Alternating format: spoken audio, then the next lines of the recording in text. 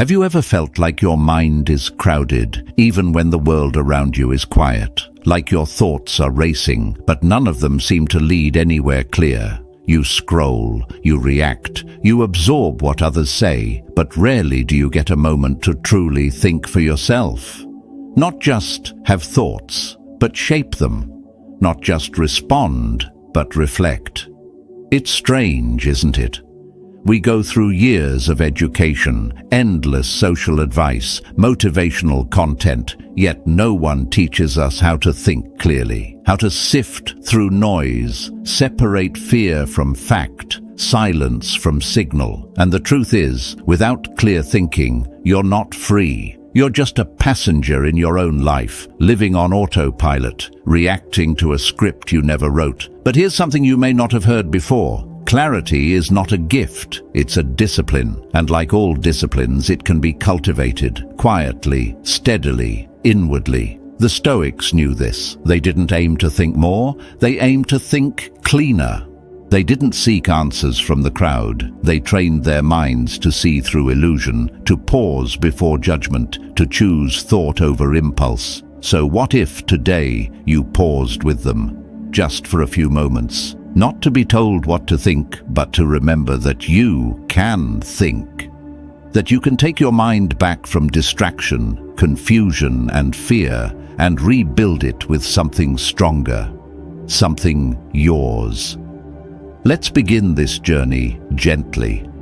And if even one thought today lands deep enough to change how you see the next one, then we're already on the right path.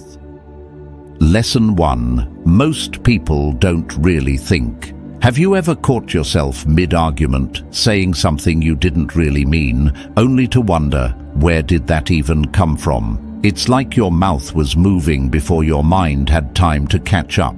Or maybe you opened your phone to check a message, and 30 minutes later, you're deep in an internet rabbit hole, reading someone else's opinion, already angry about it.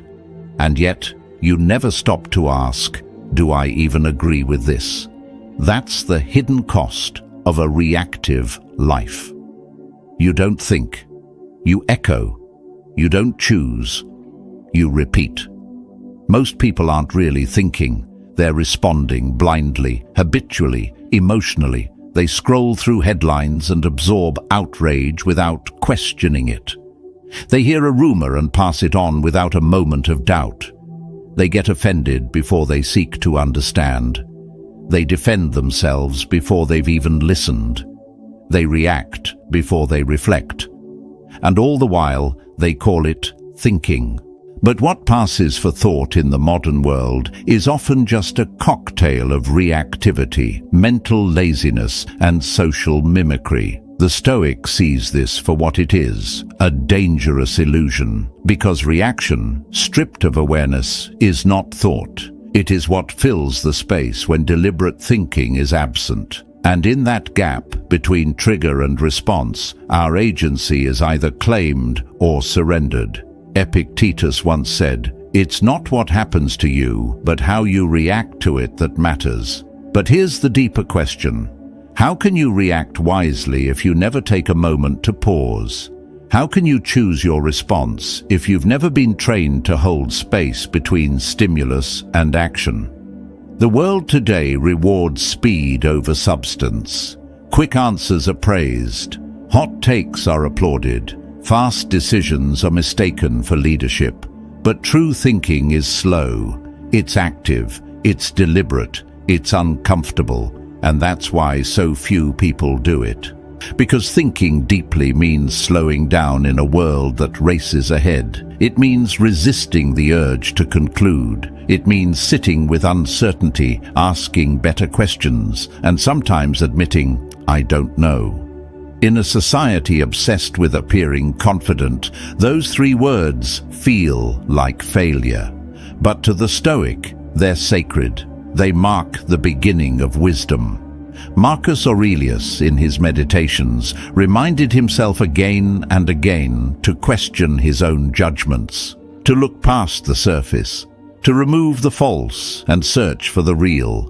He wasn't chasing being right. He was chasing what was true, and the truth doesn't scream. It whispers, it waits, and it only appears to those who are still enough to listen. I once saw a man in a packed train station. Someone bumped into him and spilled hot coffee on his suit. His face tensed. The crowd braced. But instead of lashing out, he paused. Just one breath. He looked down, wiped his jacket, nodded, and kept walking.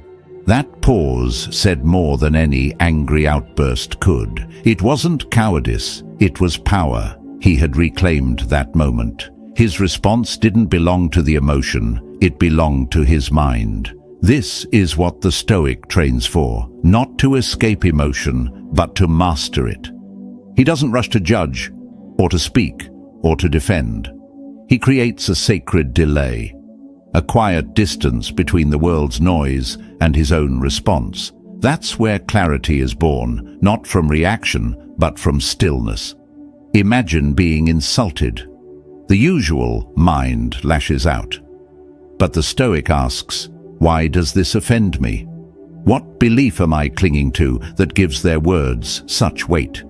And when faced with a hard decision, he doesn't grab the easiest answer. He considers, what aligns with my principles? What serves the truth? What will still matter a year from now? That is what makes him untouchable.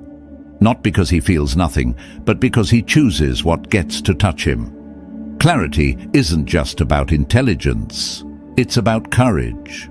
The courage to not follow the crowd, the courage to sit in silence while others shout, the courage to admit when you don't have an answer and wait until you've earned one. And that's rare, because most people are ruled by the loudest emotion of the moment. They're pulled by anger, shame, or fear, never questioning, only obeying. But you can train differently. Let me offer you another image. Your thoughts are like wild horses. They're strong, powerful, restless, but without training they'll pull you in every direction toward anxiety, overreaction, resentment. One email ruins your day. One comment destroys your peace. One memory steals your whole morning. That's not thinking. That's being ridden. The Stoic doesn't suppress the horses. He rides them. He doesn't yank the reins or whip the chaos. He watches. He studies. He learns the terrain.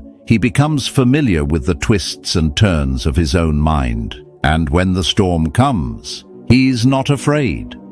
Because he's trained for this. This is the work, not to eliminate emotion, but to master your relationship with it. There was a woman I once knew. She worked in a fast-paced corporate office where speed was worshipped. Emails flew like bullets. Meetings happened before decisions were understood.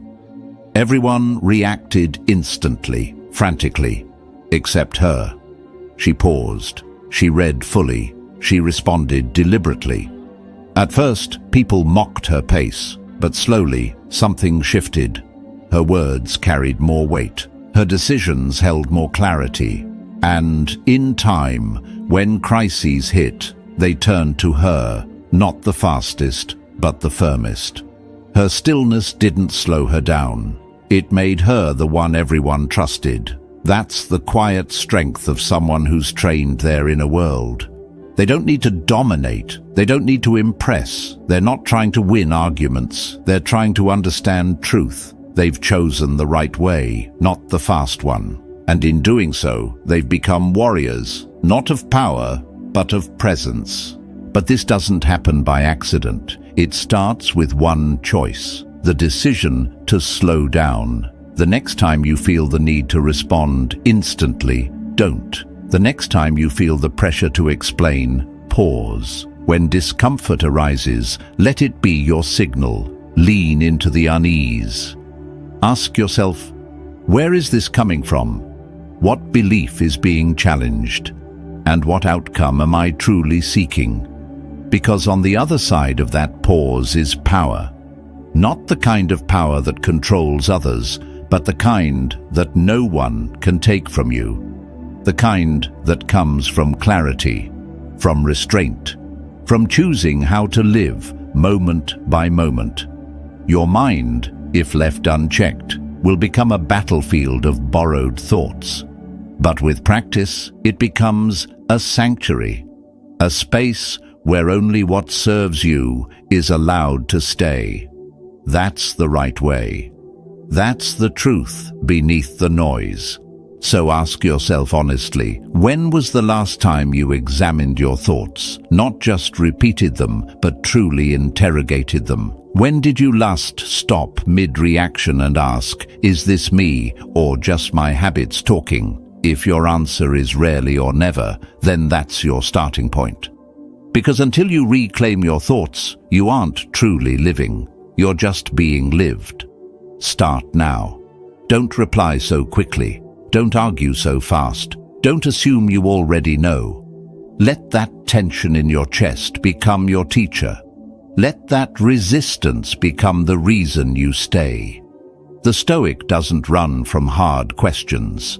He welcomes them, because he knows what waits on the other side of reflection. Freedom. And that's where we go next.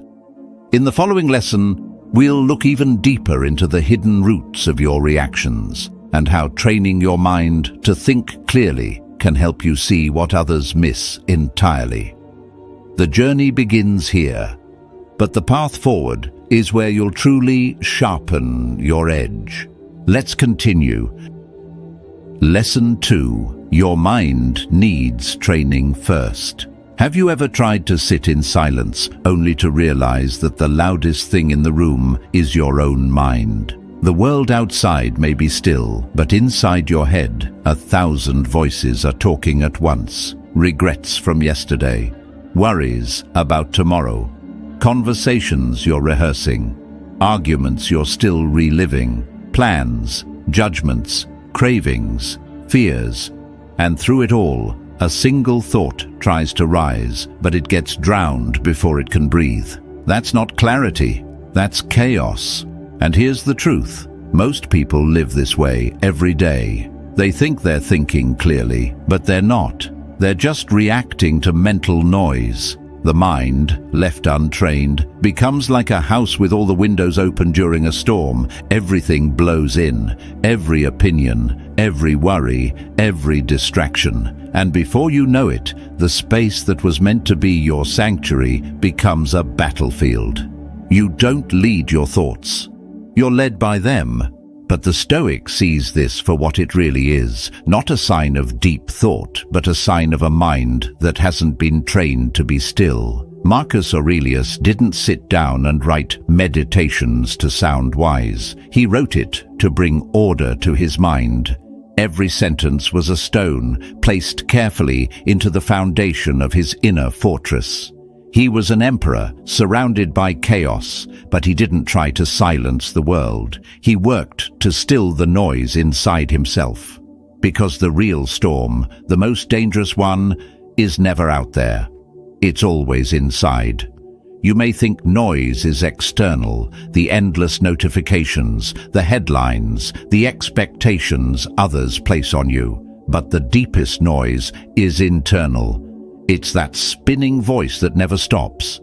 It's the thought loop you can't turn off. It's the inner critic that speaks louder than your own values. And worst of all, it sounds like you, so you believe it. You accept it as truth.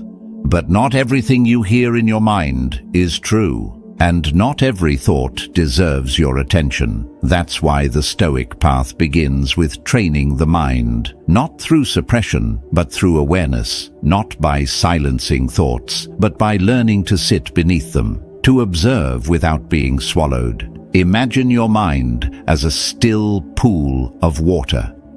Every distraction, every fear, every unexamined belief is like a stone thrown into that pool. The ripples make it impossible to see what's beneath.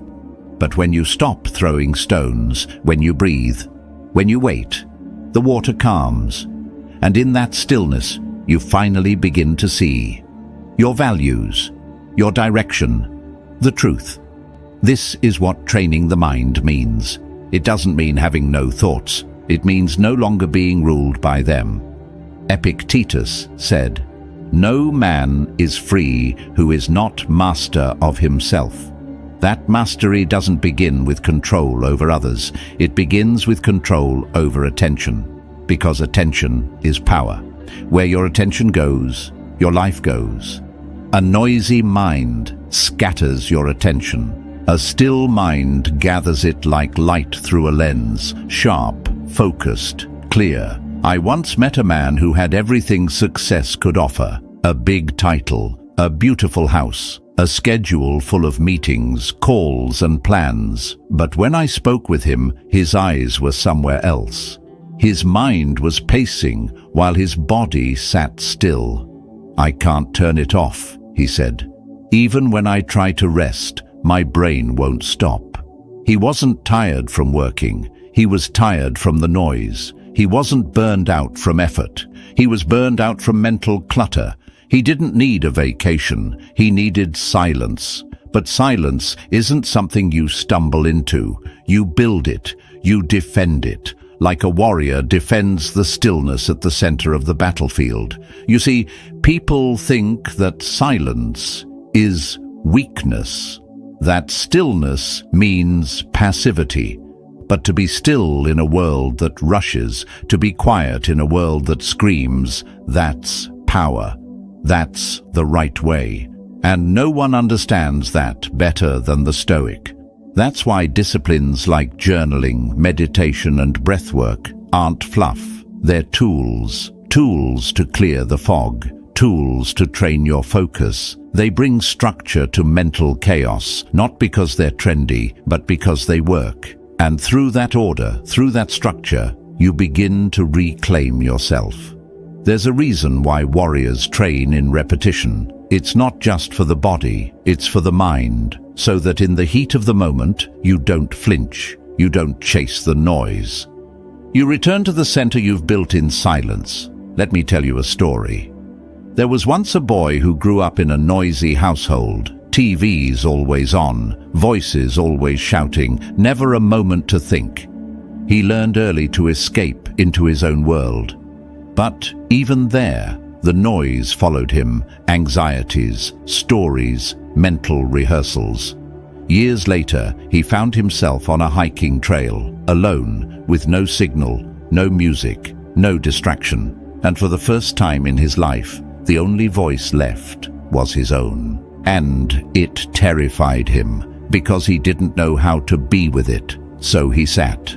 Day after day he returned to that trail, and slowly, through silence, he started to sort through the noise. He realized half of it wasn't even his. It was other people's expectations, society's fears, the weight of old criticism, and little by little he began to think for himself. To choose his thoughts the way a craftsman chooses his tools, not randomly, but with purpose. That is what stillness gives you. Not escape, but clarity. Not detachment, but deliberate action. A noisy mind is fragile. It reacts to everything. It panics in uncertainty. It drowns in the opinions of others. But a quiet mind, one that's been trained to sit with itself, to listen without being dragged, is resilient. It doesn't rush to reply. It doesn't seek to impress. It doesn't move unless it chooses to, and that's what makes it unshakable. So how do you begin? You start by noticing. Every time your attention jumps without your permission, pause. Every time you feel the itch to react, breathe, create space. Just 5 seconds of stillness between stimulus and response. That space is where your power lives. That space is where truth begins to whisper. And over time, that pause becomes wider. You stop being the passenger of your mind. You start driving. You don't let fear take the wheel. You don't let habit press the gas. You decide. This is the beginning of inner freedom. Because clarity doesn't scream, it whispers, and you can't hear a whisper unless you're quiet. So the next time your thoughts feel like they're spinning out of control, don't run from them. Sit, observe, don't judge, Just notice. And in that noticing, you begin to lead. Noise is not your identity. It's a signal that your mind is asking for training, that your spirit is craving stillness, that your truth is waiting underneath the chaos, asking to be heard. So, listen. And remember, the Stoic doesn't wait for the world to calm down before he finds his peace. He becomes the calm, he becomes the anchor, he becomes the one who others look to when the world loses its balance. And in doing so, he becomes not just quiet, but clear. Let that be your goal. Now, in the next lesson, we'll explore how your inner dialogue shapes your outer decisions, and how by disciplining your words, you begin to reclaim your thoughts. Because clarity isn't just how you think, it's also how you speak. Let's continue. Lesson 3. Emotions destroy clear perception. Have you ever been so angry that the entire world seemed to revolve around that single offense? Or so afraid that every sound felt like a threat, every silence like confirmation of your worst fear? That's the nature of emotion. It doesn't just move through you, it changes the way you see. Like rain on glass, it blurs the image, warps the light. Suddenly, what was simple becomes complex. What was balanced becomes threatening.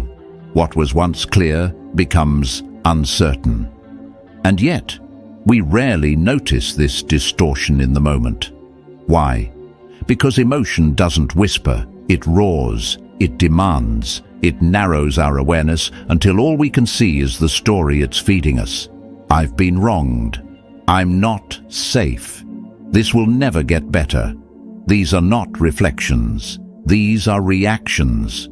The Stoics knew this well. They didn't preach cold detachment. They didn't advocate becoming stone. They simply trained themselves to recognize a timeless truth. When emotion surges, clarity retreats. Seneca once wrote, "The most powerful is he who has himself in his own power." And to have yourself in your own power means this: learning the difference between feeling something and becoming it. Let me share a story. A young man once came to his mentor in tears. He'd been humiliated in front of his peers and had lashed out in a storm of anger, only to regret it later. "I couldn't help it," he said. The rage took over. The mentor looked at him and said, "You were not overtaken, you were untrained."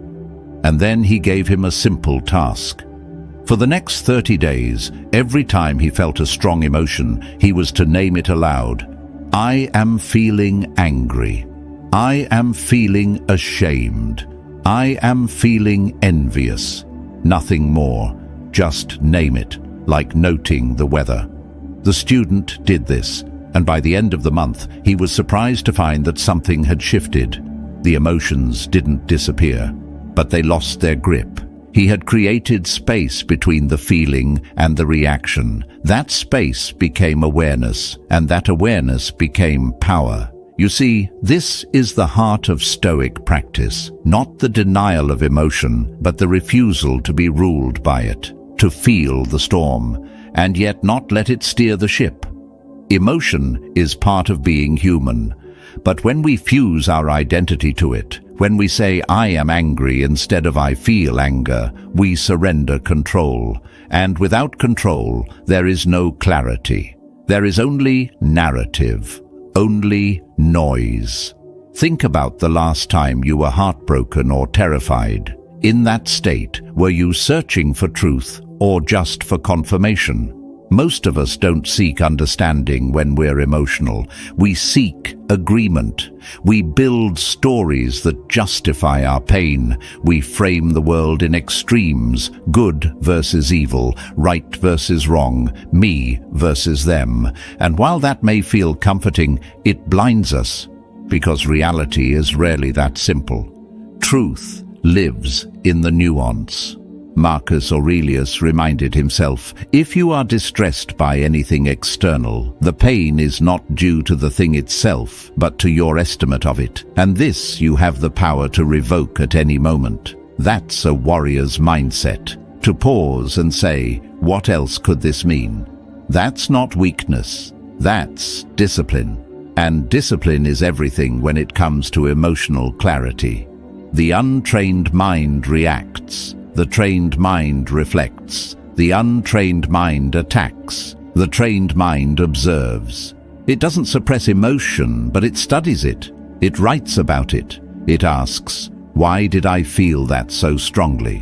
What belief did it challenge? What assumption did it threaten? Journaling, for example, isn't about venting. It's about investigating. It's where we hold our emotions up to the light and ask, is this real? Is this helpful? Is this the right way forward? Let's take an example. A woman gets passed over for a promotion. Her first emotion is rage. How dare they overlook her?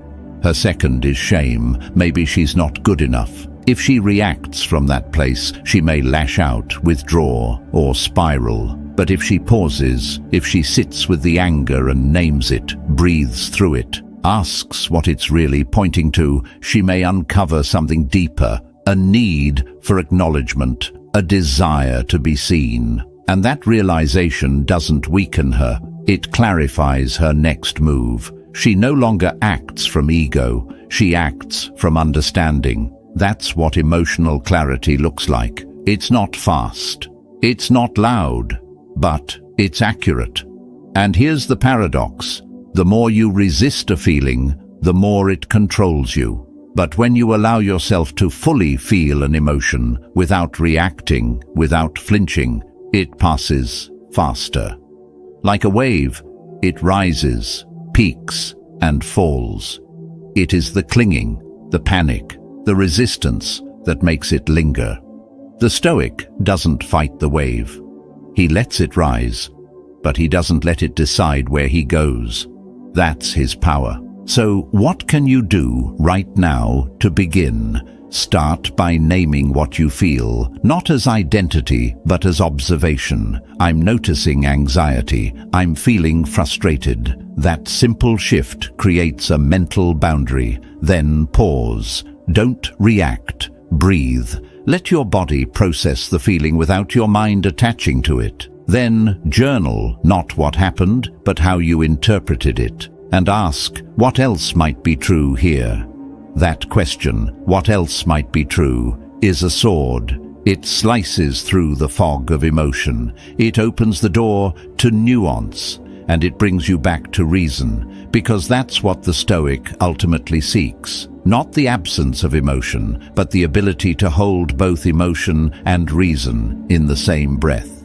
To feel deeply and still see clearly. That's not denial, that's mastery. You don't become unshakable by never feeling. You become unshakable by feeling and still thinking clearly. And here's the deeper lesson. Emotional clarity isn't just about you. It affects how you lead, how you speak, how you respond to others. In conflict, it allows you to de-escalate instead of attack. In heartbreak, it helps you grieve with dignity instead of destruction. In fear, it keeps you moving forward instead of shrinking into paralysis.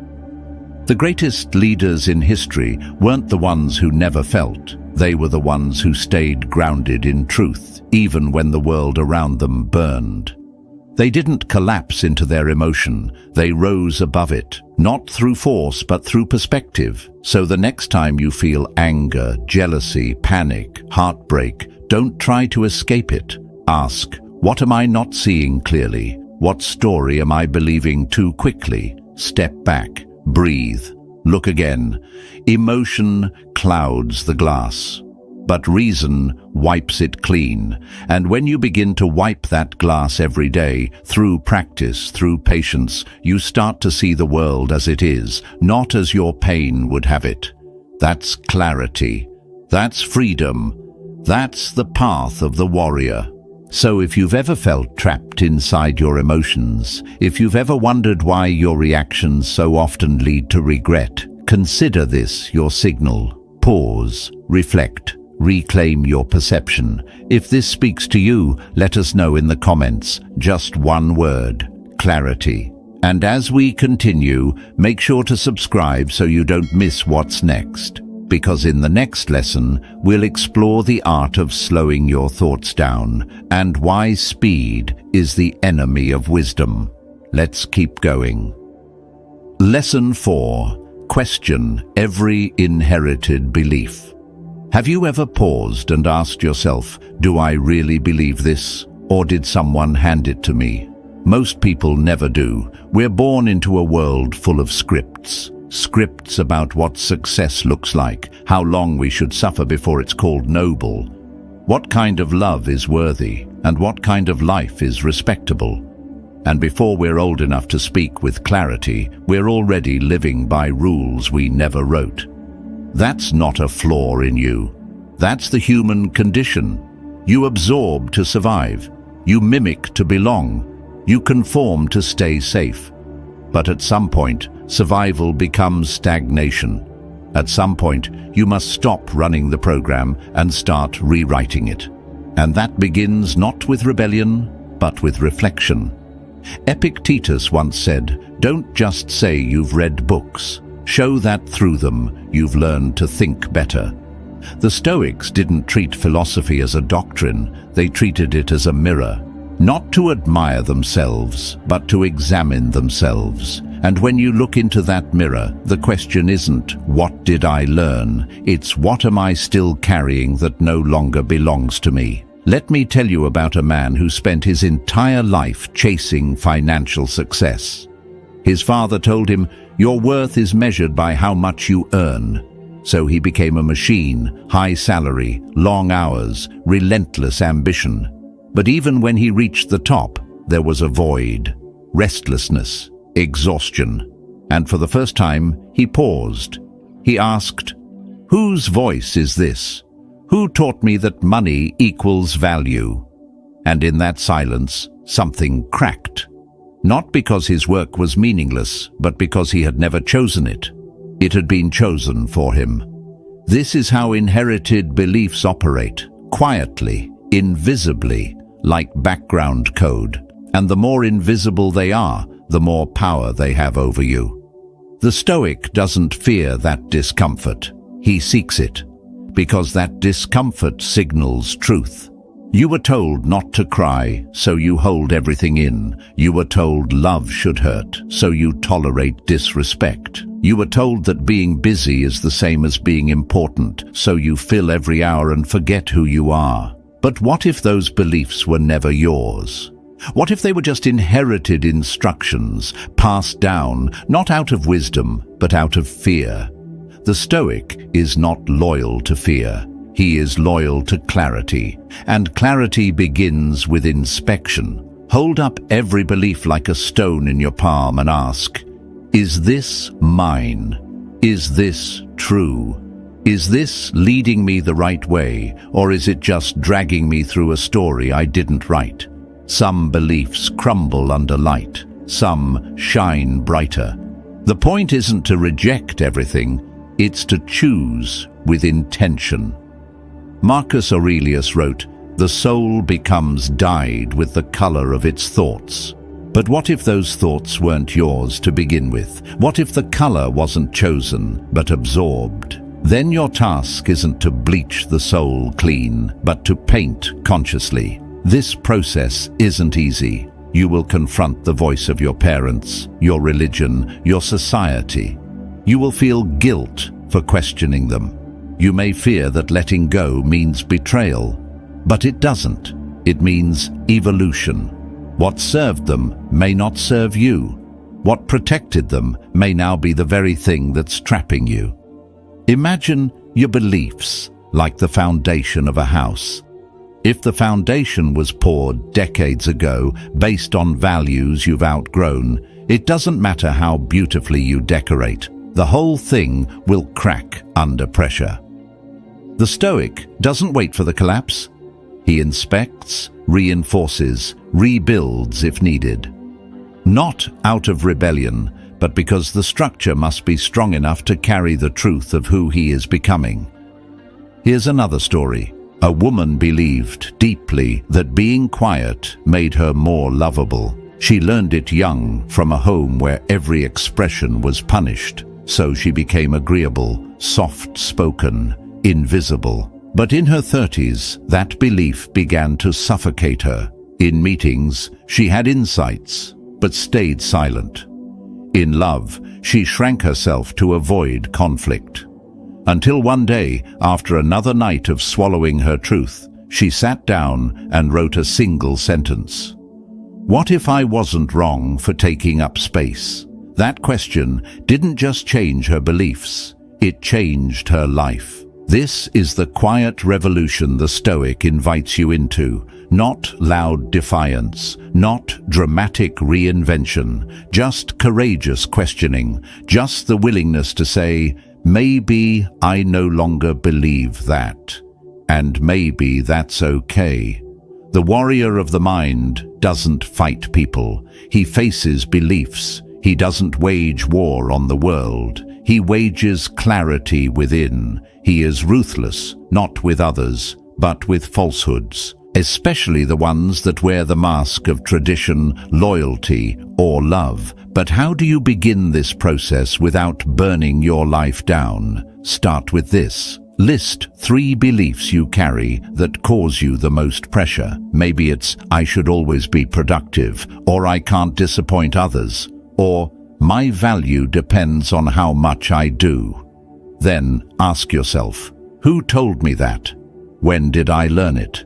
And most importantly, is it still true? That last question is everything. You don't have to answer today, but you must be willing to sit with it.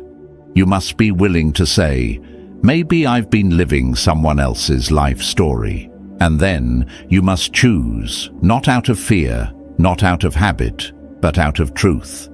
The Stoic doesn't aim to be right in others' eyes.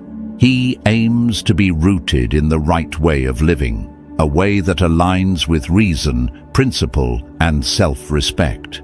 Even if that means being misunderstood, even if it means walking alone. Because here's what's at stake: your sovereignty. If you don't inspect your beliefs, you don't own your life. You just perform it. You become a character in a play you didn't audition for, and every scene, every act, every line, written by someone else's fear. But when you dare to question, to think, to choose, you reclaim authorship. You stop acting. You start living. And yes, this work never ends. Today, you examine your beliefs about success. Tomorrow, it may be love, then failure, then legacy. That's the nature of a thinking life. It doesn't settle, it evolves. And with each examined belief, you become lighter, stronger, freer. You become someone who no longer needs the world to agree, because you've finally agreed with yourself. So ask the question. Ask it often. What have I accepted without question? And then listen to the answer, even if it shakes your foundation. Because only by shaking it will you know whether it can stand. And once you do that, once you begin building your mind not on noise but on principle, you become unshakable, not because you have all the answers, but because you have the courage to ask the right questions. Now, let's keep going, because in the next part, we'll explore how your mind can be your greatest ally or your greatest enemy, and how the Stoic trains it like a warrior trains his sword, with care, precision, and ruthless consistency. Lesson 5. Thinking is a daily discipline. Have you ever been halfway through an argument, only to realize you don't even know why you're so upset? Have you ever fired off a reply, slammed a door, or jumped to a conclusion only to regret it minutes later? That wasn't thinking. That was reaction. That was emotion wearing the mask of logic. And in today's world, most people mistake that for thought. They believe their mind is working when really, it's just flinching. Real thinking doesn't erupt from emotion, it begins after emotion. It doesn't ride the first wave of anger, fear, or pride. It waits, it watches, it examines. The Stoics understood this distinction deeply. Marcus Aurelius trained himself not just to rule an empire, but to rule his own impulses. And Epictetus reminded us, if you want to improve, be content to be thought foolish and stupid. Why? Because the one who pauses, who reflects, who dares to think slowly in a world obsessed with speed, that person is often misjudged as weak. But the pause is where power lives. In that pause is where truth reveals itself. Thinking in its highest form is not an accident. It's a discipline. Like the forging of a blade, it takes heat, repetition, and precision, and most of all, it requires time. But in a world that rewards instant responses, hot takes, and lightning speed opinions, disciplined thinking has become rare. That's why it's more valuable than ever. Imagine a man reading the news. He sees a headline that contradicts his worldview. Instantly, he's angry. He doesn't pause to verify. He doesn't ask, is this true? He reacts, shares, comments, defends, and he feels like he's thinking, but what he's really doing is reacting with the full weight of his conditioning. That's not clarity, that's autopilot. A warrior of the mind trains differently. He doesn't rush to affirm his bias. He asks why he holds it. He doesn't assume the first thought is correct. He challenges it. He sees the space between stimulus and response as sacred, not something to skip, but something to expand. Let me tell you a story. There was a young man who worked in a high-pressure sales job. Every mistake felt personal. Every objection from a client felt like an attack. One day, a deal fell apart, and instead of blaming the customer, he stepped outside, took a breath, and asked himself, what really happened here? For the first time, he realized the issue wasn't rejection, it was his need to be right. He had been reacting, not reasoning, and from that moment, he began a journal. Every night he'd write, what did I think today? Why did I think it? Was it mine or borrowed from someone else? Over time, his reactions turned into reflections, and his reflections turned into calm, grounded decisions. That's what thinking looks like.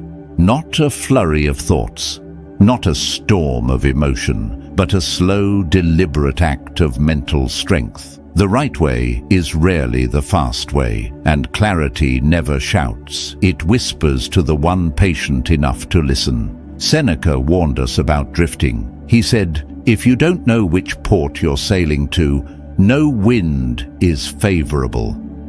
That's the consequence of living without thought. No reaction, no matter how intense, will move you toward peace unless it's rooted in understanding. You can scream, decide, act, but if you haven't examined your motives, your direction is chaos. The mind, like a blade, dulls without use and rusts without care. A sharp mind isn't one that consumes more, it's one that filters better. Not every thought deserves your belief. Not every opinion needs your attention. Not every feeling is a fact. Disciplined thinking is about discernment. It's asking, is this helpful? Is this wise? Is this even mine? Most people never ask.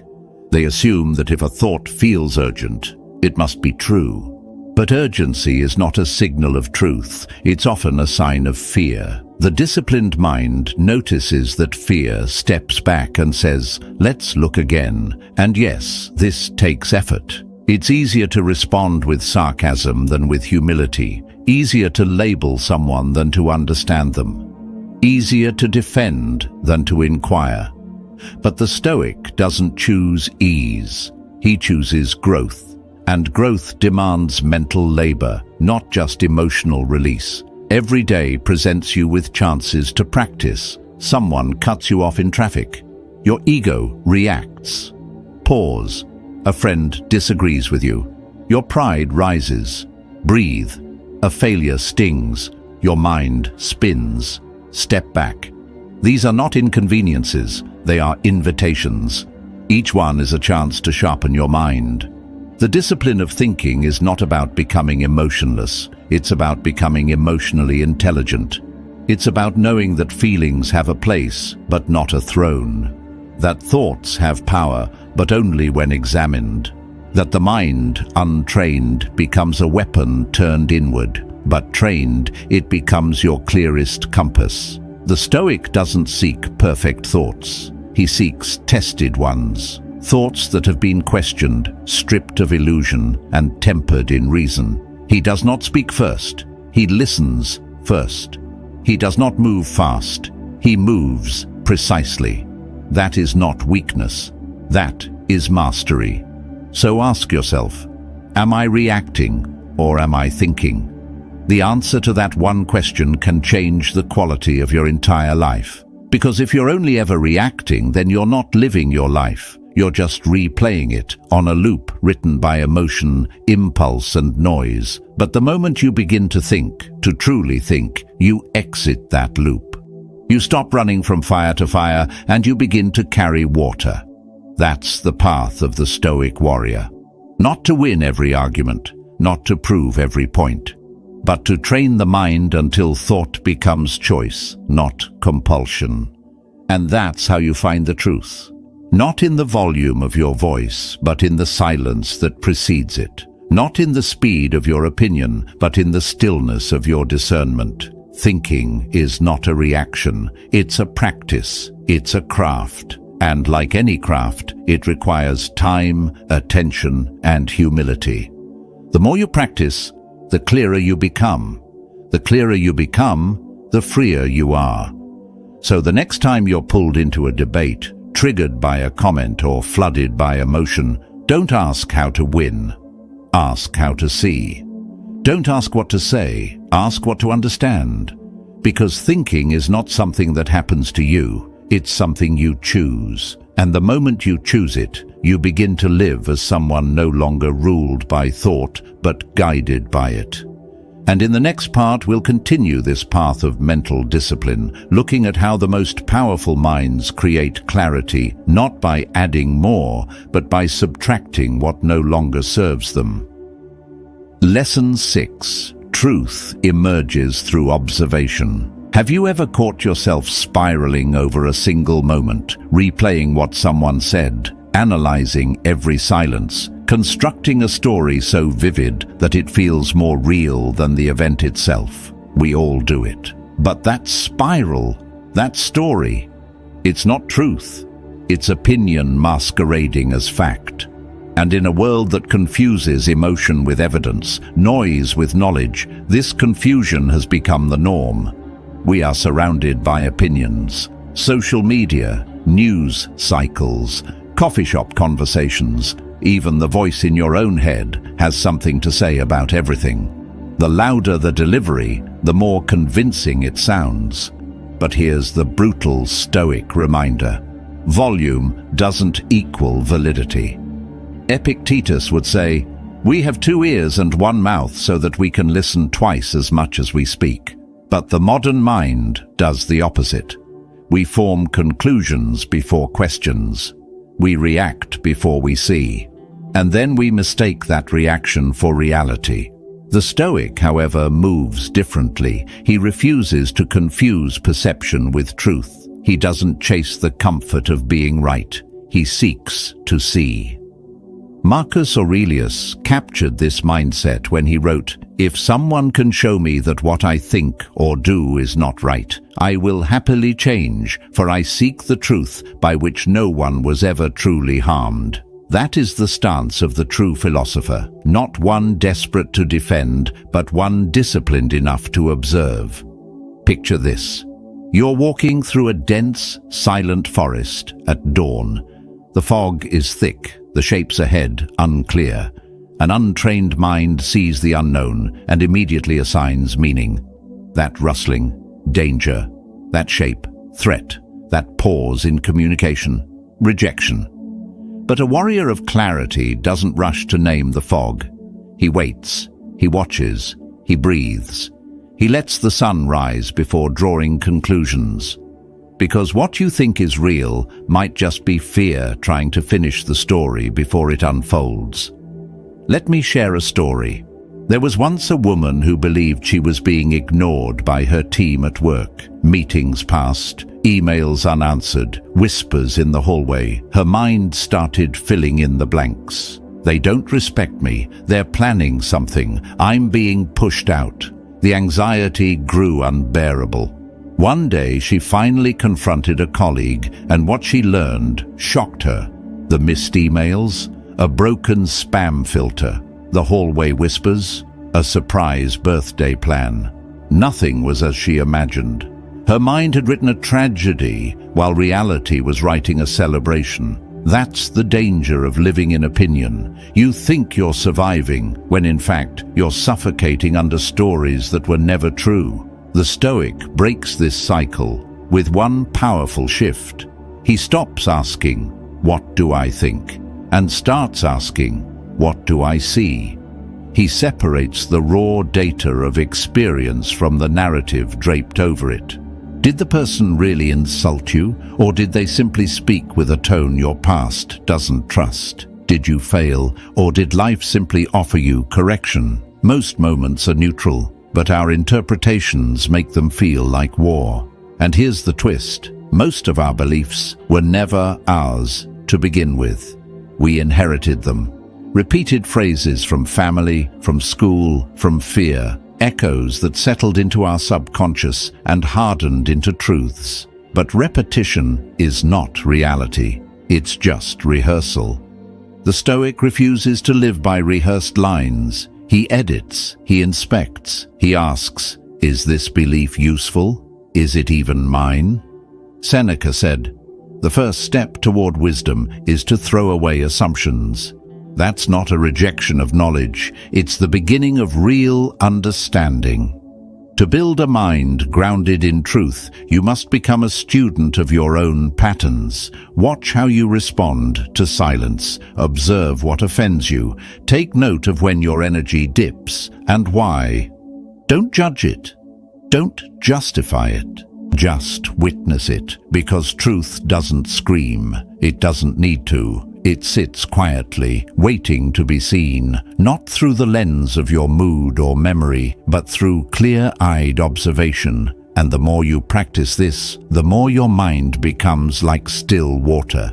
Clear, reflective, undistorted. And here's something few people realize. Emotional suppression is not stoicism. Awareness is.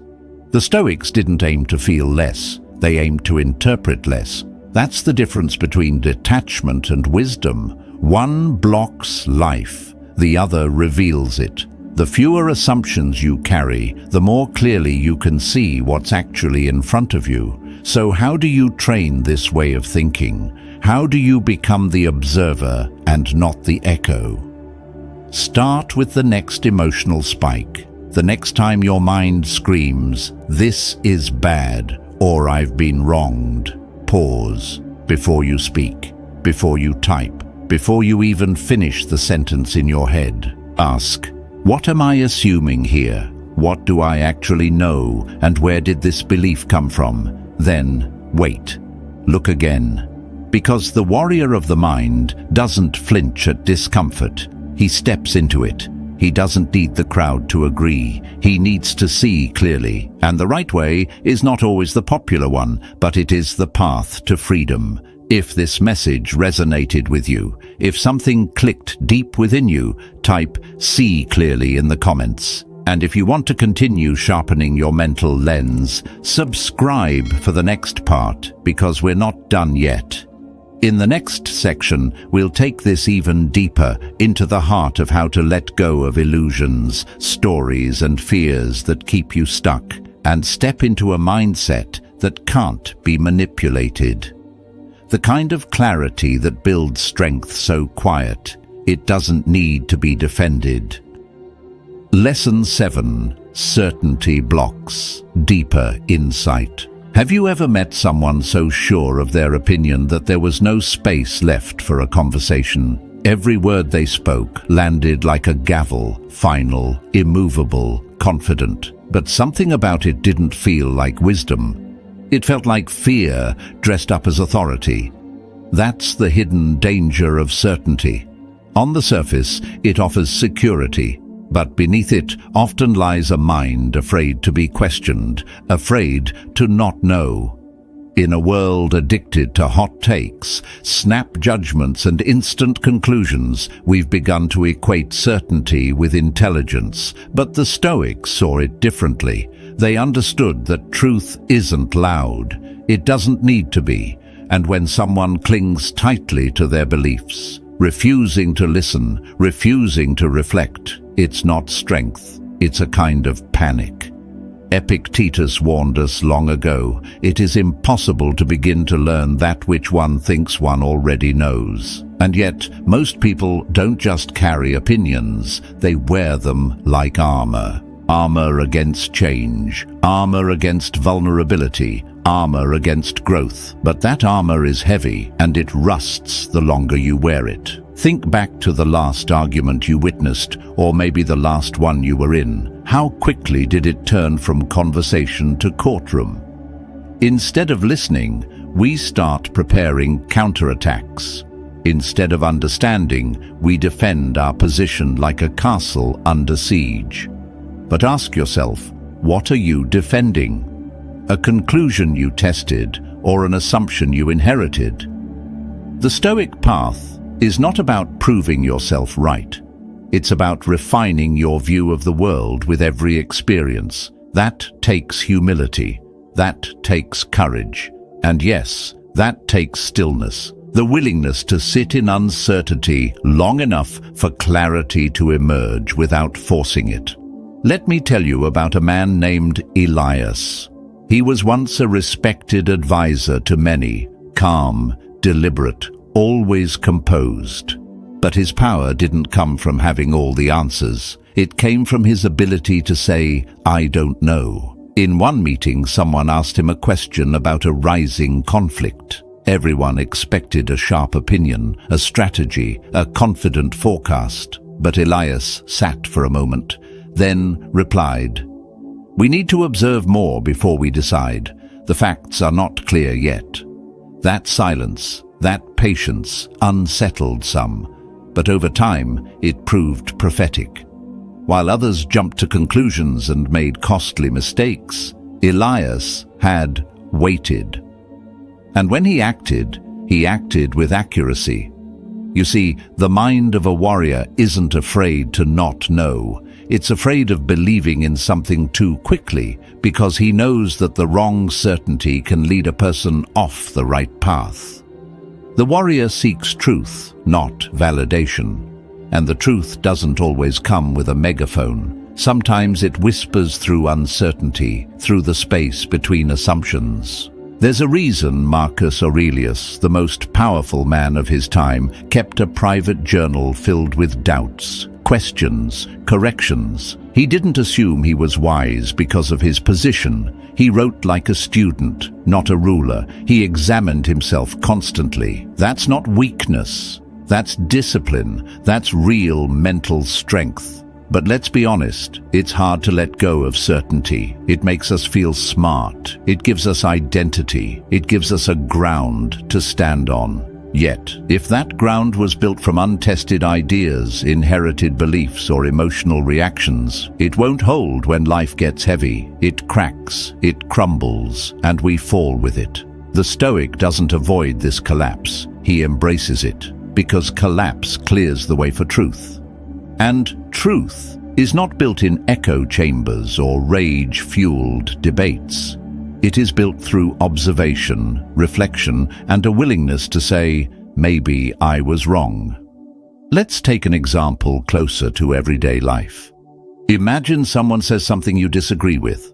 Your instinct might be to immediately refute it, to defend your view, to correct them. But what if you didn't? What if instead you asked, can you explain what you mean? What if you listened, not to respond, but to understand? You might not agree in the end, but you'll have gained something far more valuable than being right. You'll have trained your mind to think clearly instead of just loudly. Uncertainty is not indecision, it's presence. It's the ability to stay with a problem without rushing to label it.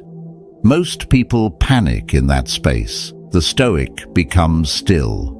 Here's the deeper truth. The more you truly understand, the more you realize how much you still don't know. This is not a sign of weakness, it's a sign of awakening.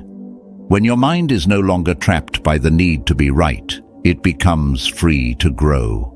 Seneca once said, "As long as you live, keep learning how to live."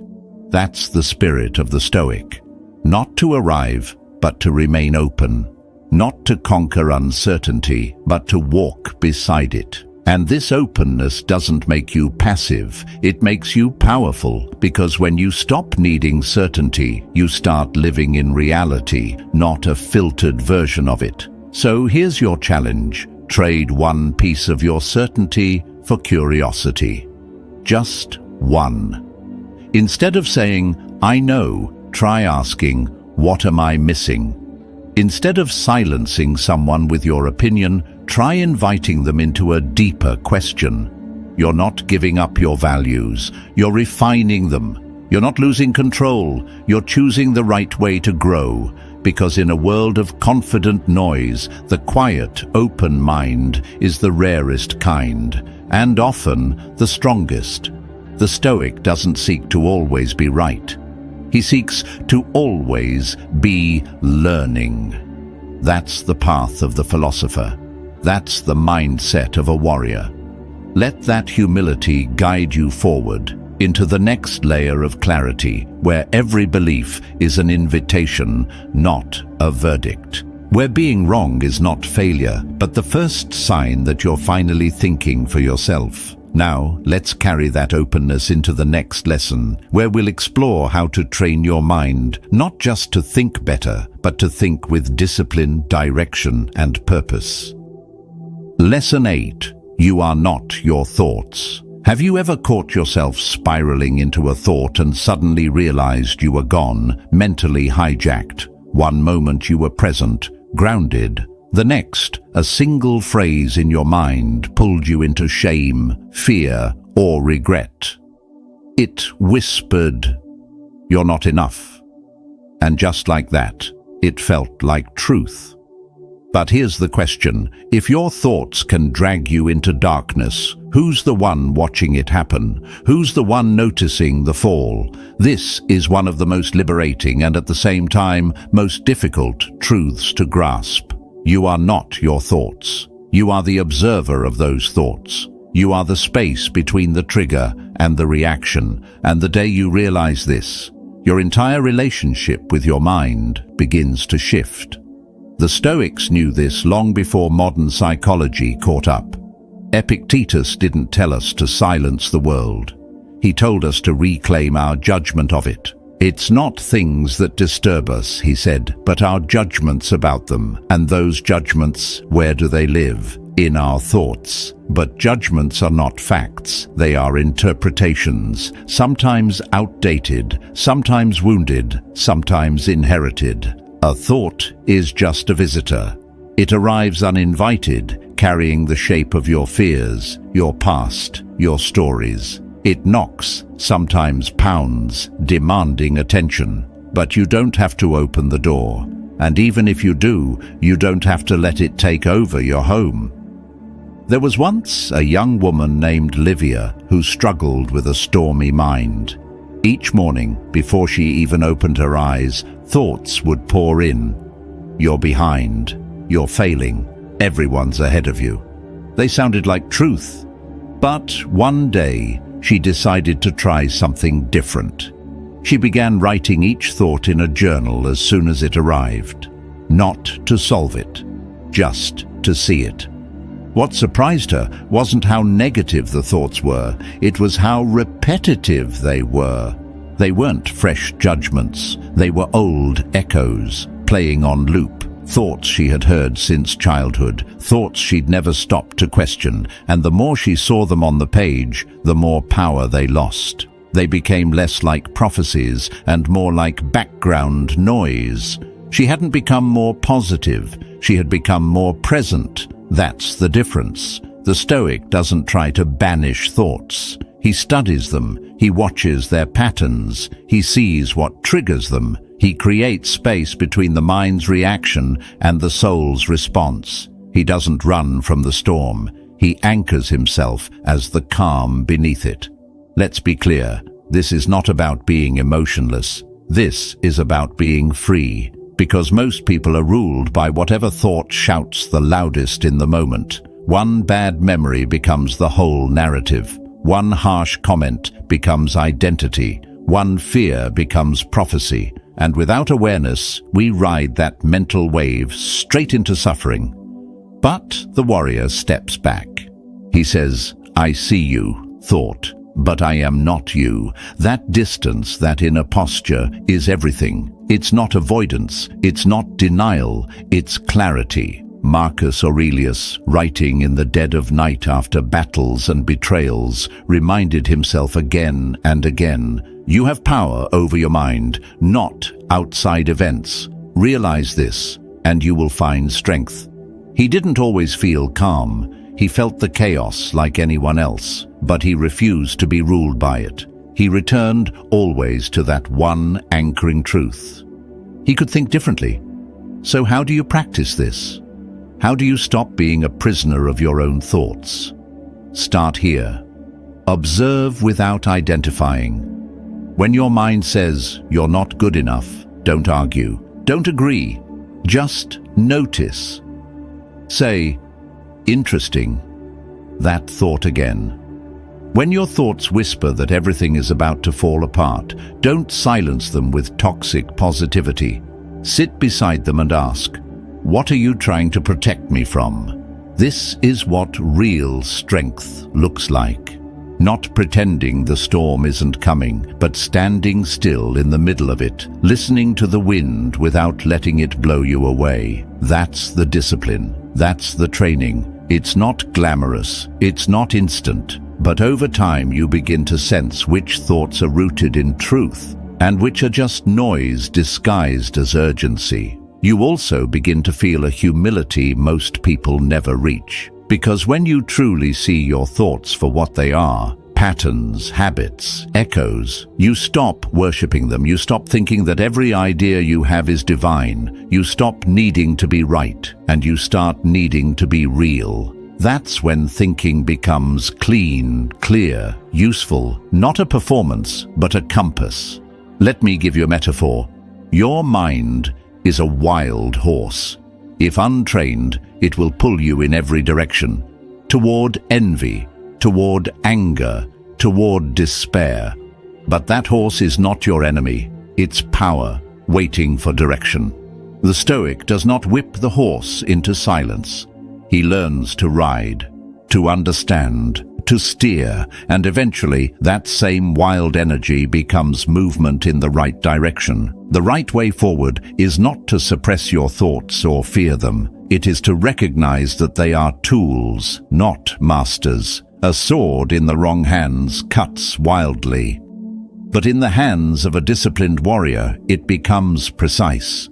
Your thoughts, sharpened by stillness and observation, can become the same. That's why the Stoic practices stillness, not for silence, but for strength. That's why journaling is not indulgence, but investigation. That's why the warrior returns again and again to one internal question. Does this thought help me live with virtue, with clarity, with courage? Because if it doesn't, you don't have to keep it. You don't have to fight it either. Just don't feed it. Let it pass like weather across the sky, and in the space it leaves behind, you'll find something unexpected. Peace, a quiet steadiness, yourself. You are not the storm in your head. You are the one standing in the eye of it. And the moment you remember that, even for a second, the mind loses its grip. That second becomes a habit. That habit becomes power. So the next time your thoughts come rushing in, fast and loud and sharp, don't try to shout over them. Just notice. Just breathe. and ask the question only a Stoic would ask: is this thought mine or just noise? Then stand tall, because you are not your thoughts. You are the thinker, and the thinker has a choice. Let's carry that clarity into the next lesson, where we'll learn how to stop being mentally scattered and start building real focus in a world that profits from distraction. Lesson 9. Guard your mind like a fortress. Have you ever looked up from your phone after an hour and felt hollow, anxious for no reason, a little angrier than you were before, a little less certain about your life? That feeling isn't random. It's the cost of mental passivity. It's what happens when your mind becomes a container for other people's noise. In this world, where every scroll, every headline, every notification is designed to capture your attention, your mind isn't just a personal space anymore. It's territory, and if you don't guard it, someone else will occupy it. The Stoics saw this centuries before the first algorithm. Marcus Aurelius wrote, "You have power over your mind, not outside events." Realize this, and you will find strength. What he didn't say, but implied, is this: if you don't claim that power, someone else will.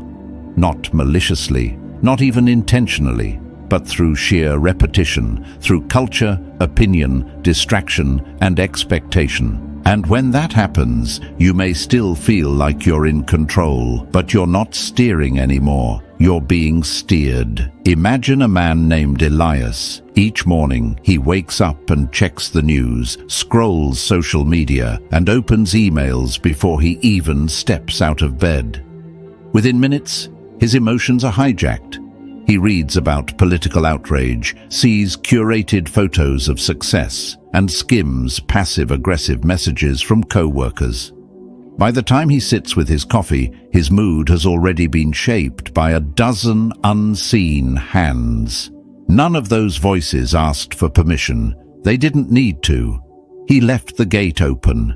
Now imagine a different scene. Another man wakes up, same time, same pressures, but he doesn't reach for his phone.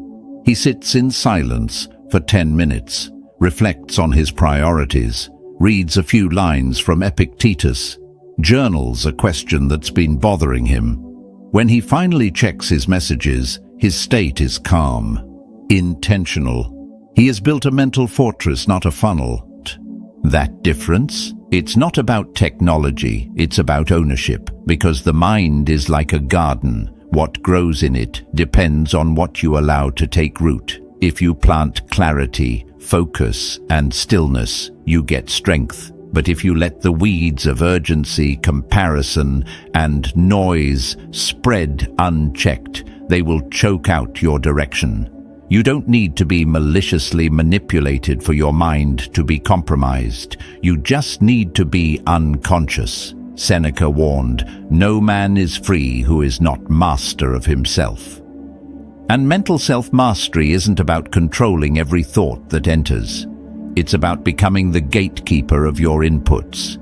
It's about deciding who gets to speak to your attention and who doesn't. It's about honoring your focus as your most sacred possession. Let's be clear, this is not easy. The easier choice is always the passive one. It's easier to scroll than to reflect, easier to consume than to question, easier to let others tell you what matters than to define it for yourself. But the path of the Stoic was never about ease. It was about alignment. It was about taking the hard path, not because it's painful, but because it's the right way. And if you want to walk that path, you must begin by reclaiming authorship over your own mind. This begins with awareness. Ask yourself honestly, how many of your thoughts today were truly yours? How many were reactions to what you saw, heard, or absorbed unconsciously? If your attention feels scattered, your emotions hijacked, your peace disturbed, trace it back. Where did it begin? What voice, what post, what story planted that seed? Then go further. Begin curating what enters your mind like you would protect the health of your body. If you wouldn't eat trash, why feed your mind with it? What you read, watch, and listen to isn't harmless. It's programming. And the Stoic warrior knows this. That's why he chooses his inputs like he chooses his allies, with scrutiny, with care, with discipline. He creates boundaries, not to shut the world out, but to protect what's worth keeping in. He doesn't react to every urgent ping. He doesn't let drama become his focus. He doesn't need to be up to date with every controversy. He's too busy building the structure of a mind that can't be manipulated. There's a reason why solitude, silence, and reflection are central practices in Stoicism. They are not escapes from the world. They are resistance to it. They are the training ground where you regain control, not through force, but through presence. You don't become a philosopher by reading quotes. You become one by questioning your own thoughts. You become one by watching how quickly your mood can be altered by a stranger's opinion, and then deciding to change that. You become one by realizing that not everything loud is important, and not everything quiet is irrelevant. A Stoic mind doesn't crave constant stimulation. It craves alignment. It asks not what's happening in the world, but what's happening in me. It filters what it allows in. It builds a daily routine that nurtures truth, not noise. A walk without headphones. A book that challenges your assumptions. A pause before responding. These are not random lifestyle tips. They are acts of war against mental chaos. Because if you don't command your mind, someone else will. And here's the deeper danger. When someone else controls your mind, they control your time, your decisions, your values, your reactions, your life. That is how a free person becomes enslaved, quietly, unknowingly, through 1,000 small choices to surrender direction. But you can choose differently. You can start with a single hour of stillness, a morning without noise, a moment of real thought before you let the world in. And that one moment becomes a pattern. That pattern becomes a mindset. That mindset becomes a shield. So the next time you find yourself reacting without knowing why, pause. Ask yourself, who owns this thought? Who benefits from this reaction? Who shaped this belief? And more importantly, who's holding the sword in the battleground of my attention? Because if it's not you, then it's time to return to the front lines. You are not a passive observer of your life. You are its strategist, its guardian, its architect. You don't need to be perfect, but you do need to be present. The mind is either your weapon or your weakness, and the choice is always yours. If this lesson brought you a moment of clarity, type Fortress in the comments and carry that energy with you into the next chapter, where we'll explore what it means to focus with precision in a world built to scatter you. Lesson 10. Think slowly to see clearly. Have you ever blurted out a response and regretted it the moment it left your mouth? Maybe it was in a meeting, during an argument, or in a text you wish you hadn't sent. That tight, reactive moment where your tongue moved faster than your reason is the proof of something deeper. We live in a world that worships speed but forgets wisdom. We're told that fast is smart, that instant replies are a sign of intelligence, that quick decisions, quick opinions, and quick conclusions are signs of someone who's sharp. But here's the hard truth. Speed is not clarity. It's often just panic wearing a confident mask. Seneca once warned, haste is a form of violence against the self. And he was right. Because when we rush, we don't just move fast, we skip reflection. We miss nuance. We trade understanding for performance. We stop thinking in order to start reacting. A Stoic doesn't rush to speak. A Stoic slows the mind. Because the mind, like muddy water, doesn't become clear through agitation, it becomes clear through stillness. There was a man I once knew, a quiet strategist who rarely spoke in meetings. People assumed he was passive, unimpressive. But when big decisions came, when tension hit the room like a hammer, every eye turned to him. Why? Because when he did speak, his words cut through the noise like a blade. He didn't have the most to say, but he had the clearest mind. That kind of mind is not born in urgency. It's built in silence. The Stoic embraces this silence, not as laziness, but as strength. Because only when you slow down do you gain access to the deeper layers of thought. You don't just skim the surface. You dive into the roots. You ask the questions that ego avoids. Is this true? Is this useful? Is this mine? Or something I've inherited without question? And those questions, they take time. They take courage. They take a willingness to sit with discomfort rather than rush to comfort. Because thinking slowly often feels like weakness in a world trained to interrupt, debate, and dominate. But slowness is not hesitation. It is mastery in motion. Imagine standing at the edge of a dense forest. A path appears, but it's unclear. You can run into it, machete in hand, hoping to find the way. Or you can wait. Watch. Let the mist clear. Notice the markings on the trees. Hear the rustle of wind, the sounds of danger or direction. One way is fast. One way is wise. One is noisy. One is precise. Thinking slowly is choosing that second path.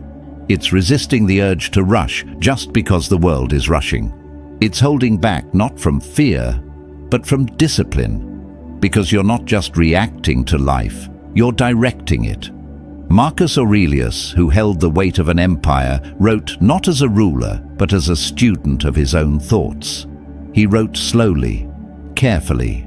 If you are pained by any external thing, he said, it is not this thing that disturbs you, but your judgment about it. But how can you even recognize that judgment, let alone change it, if you don't slow down enough to see it? Here's the paradox. Most people say they don't have time to think slowly, but that's exactly why they keep making the same mistakes. Every rushed decision becomes a mess to clean up later. Every reaction becomes a regret to carry. Thinking fast might feel efficient, but in truth, it's expensive. The price is clarity. The price is peace.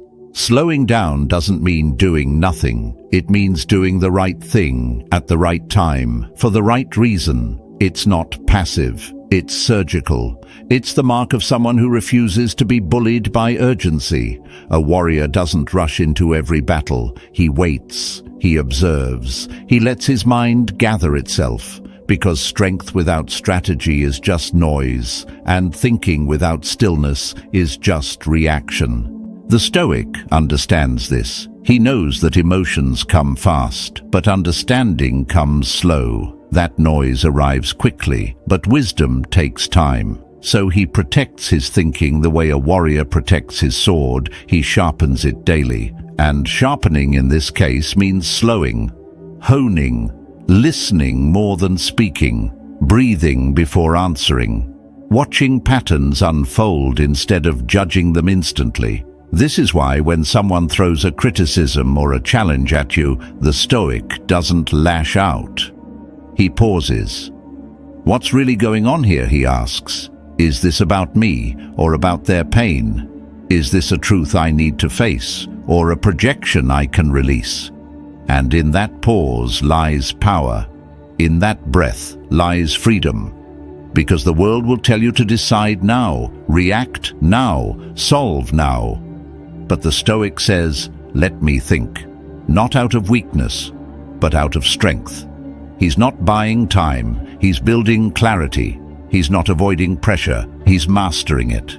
Thinking slowly isn't about being indecisive. It's about being deliberate. It's the choice to live with depth, instead of drowning in speed. It's the refusal to confuse motion with meaning. It's the strength to say, I will not be rushed. Not by you, not by fear, not even by myself. So the next time you feel the world pulling at you, emails buzzing, arguments rising, urgency knocking, pause. Ask yourself, is this really the moment to act? Or is it the moment to think? Let your thoughts settle. Let them find their roots, because only rooted thoughts bear fruit. This is how you walk the Stoic path, not as a sprinter chasing applause, but as a thinker honoring the truth, choosing the right way, and training the mind to be unshakable under pressure. And that, more than any fast opinion, is what real intelligence looks like. Lesson 11. Conflict comes from mental chaos. Have you ever found yourself in a heated argument, only to realize later that you weren't even angry about what was said? You were angry about how it made you feel. Maybe it wasn't the words, but the tone. Maybe it wasn't the delay, but what your mind assumed that delay meant. It's a quiet tragedy how many relationships are damaged, not by what happened, but by what we believed happened. Not by truth, but by misjudgment.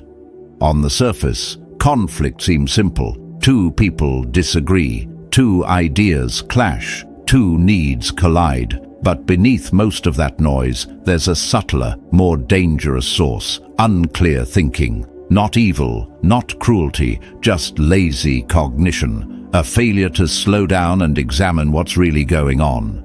A small pause could prevent a war. The Stoics knew this deeply. Epictetus once said, "It's not events that disturb us, but our judgments about them." That line, often quoted but rarely applied, holds the key to peace in nearly every situation. What disrupts us isn't reality, it's the story we tell ourselves about reality. Imagine this. Someone leaves your message on read. Hours pass. Then a full day. Your mind kicks into gear. They're ignoring me. They must be upset. I must have done something wrong. But did they say that? No. You said it to yourself. Your suffering didn't come from their silence. It came from your interpretation of that silence. And this is the root of most conflict. Not bad people, not toxic intentions, but poor thinking left unchallenged. A warrior doesn't leap into battle without knowing the terrain, and a Stoic doesn't leap into confrontation without knowing the truth. When your mind is untrained, emotion rushes in and distorts perception. A raised voice feels like an attack. A different opinion feels like betrayal. A delay feels like rejection. But when your thinking is disciplined, you start to ask better questions. What else could this mean? Am I assuming the worst? Is this about me or just about timing, stress, misunderstanding? Clear thought is the difference between reacting to smoke and understanding where the fire is. Let me tell you a story. A man once walked into his house and found his wife distant and silent. She didn't greet him. She avoided his eyes. His mind filled in the blanks. She's angry with me. She must have discovered something. Maybe she doesn't love me anymore. That night, they slept apart, emotionally and physically. Days passed in cold silence. Then, one afternoon, he discovered she had received troubling news from a family member that same evening. She wasn't upset with him. She was hurting privately, and his entire narrative had been fiction. He'd been at war with a ghost he created in his own mind. That's how most conflict begins, not with malice, but with assumption. This is why the Stoic trains his thinking, not just to be more positive, but to be more precise. He becomes a guardian of interpretation. Before he speaks, he filters. Before he reacts, he reflects. He learns to hold the story lightly until he has enough truth to build one. It's a subtle form of mastery to see an insult and not take it personally, to hear disagreement and not turn it into disrespect, to feel discomfort and not assume danger. The Stoic doesn't aim to be right. He aims to see clearly. And that clarity allows him to navigate conflict not with fire, but with insight. And the benefit isn't only external. The same poor thinking that breaks relationships also breaks your inner peace. How many sleepless nights have we spent replaying a moment we didn't fully understand? How many hours wasted building a case against someone only to discover we were wrong? The untrained mind reacts. The trained mind reviews.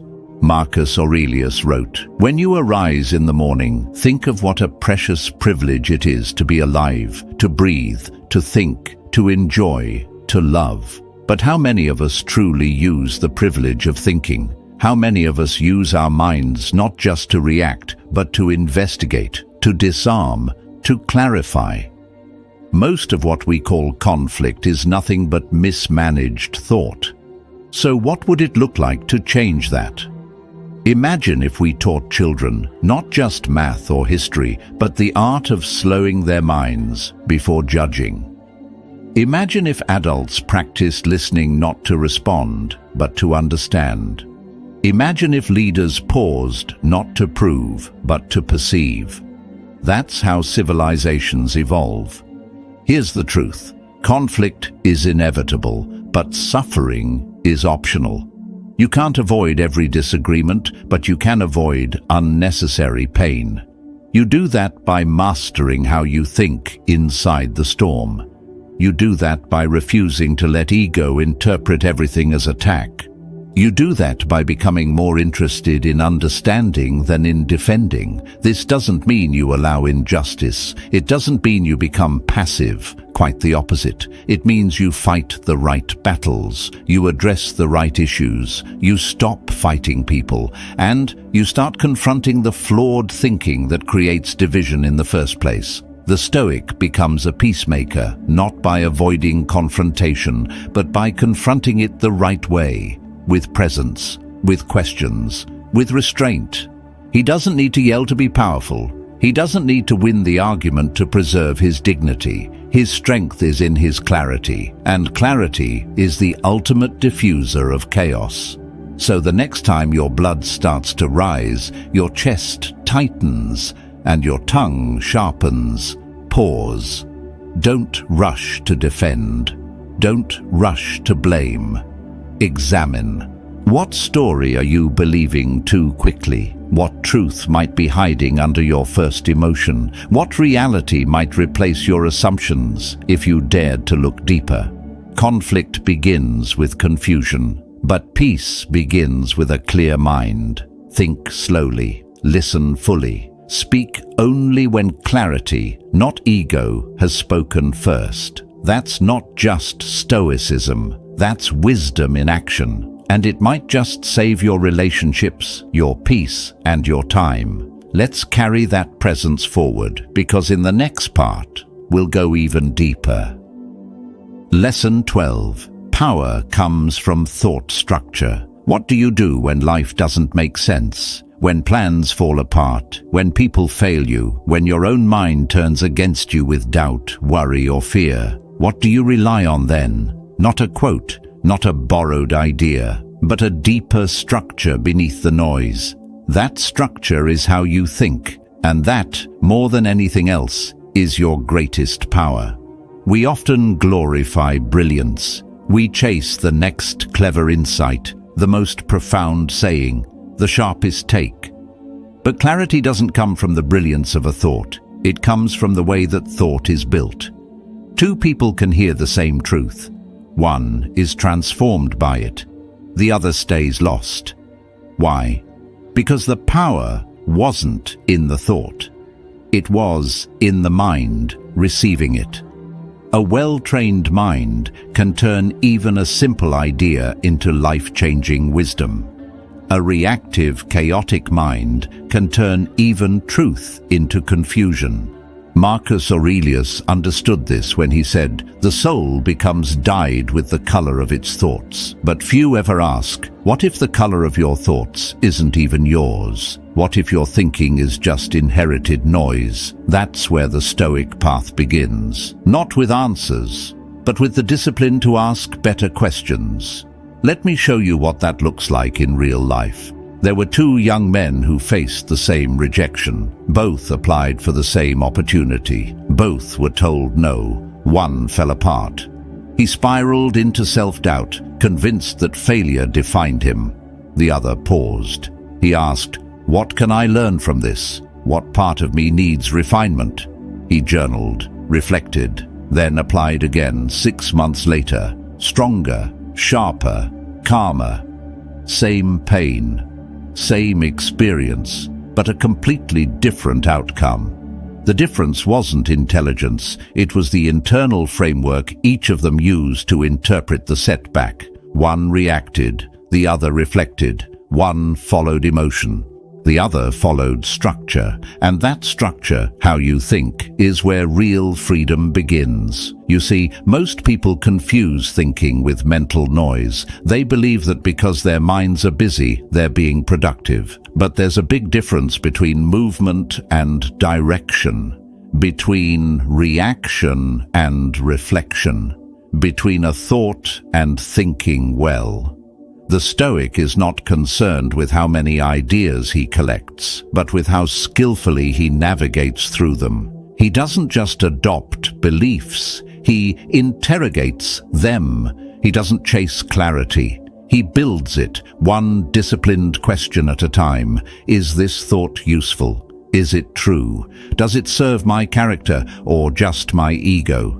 This is the foundation of Stoic power, not the avoidance of thought, but the slow, careful construction of thought that serves the right way to live. And like any discipline, it takes training. You begin to notice your mind's patterns, how quickly it jumps to blame, how easily it collapses into fear, how often it repeats the same old narrative. I'm not good enough. This always happens to me. I'll never get it right. And you realize these aren't truths. They're just loops. Loops you've rehearsed so often they feel real, but they're not. And you don't have to believe them anymore. The warrior of the mind does not swing blindly. He sharpens his blade through introspection. He stops trying to control every emotion and starts organizing the system that interprets those emotions. He becomes deliberate, not just in what he does, but in how he thinks before he acts. This kind of clarity turns chaos into curriculum. A bad day becomes feedback. A betrayal becomes data. You stop reacting to every trigger and start mining every moment for insight.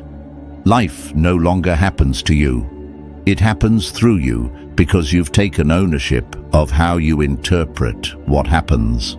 Marcus Aurelius didn't just write to express himself. He wrote to examine himself, to rewire his thinking each morning before stepping into the world. He understood that if he didn't train his mind to serve him, it would betray him in the face of pressure.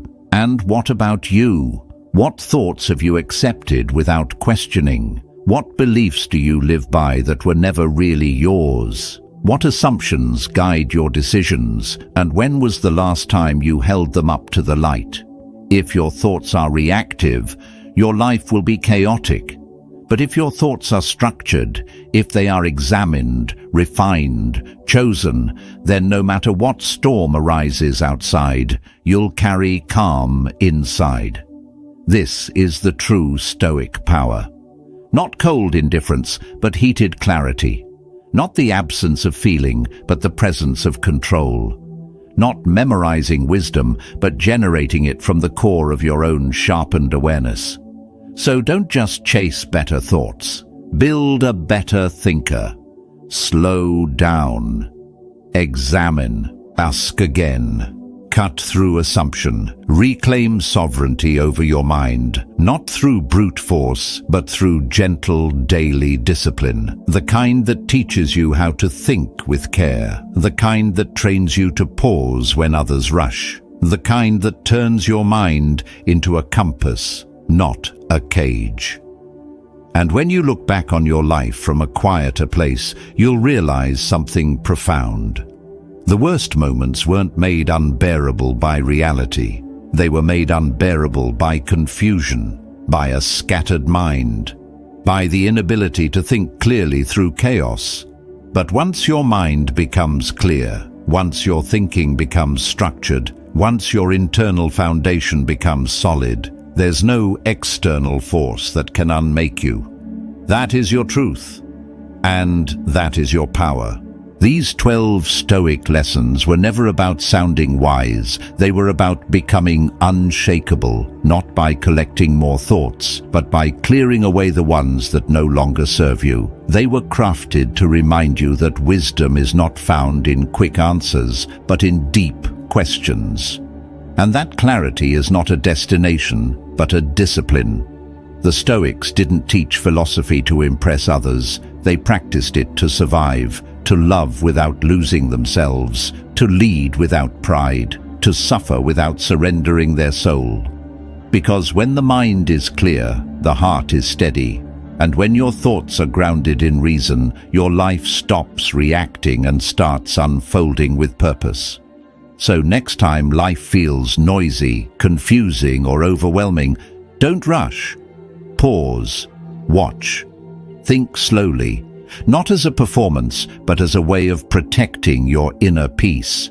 That's how a philosopher lives, quietly, intentionally, freely. If any part of this helped you see yourself or your life a little more clearly, take a breath, sit with it, then share it with someone whose mind could use the same stillness. And if you're walking this path too, feel free to subscribe for more. Leave a word below that captures what resonated with you most. A moment, a phrase, a truth. And remember this, you don't need to control every thought to master your mind. You just need to choose the right ones to follow. The next chapter begins with the next thought.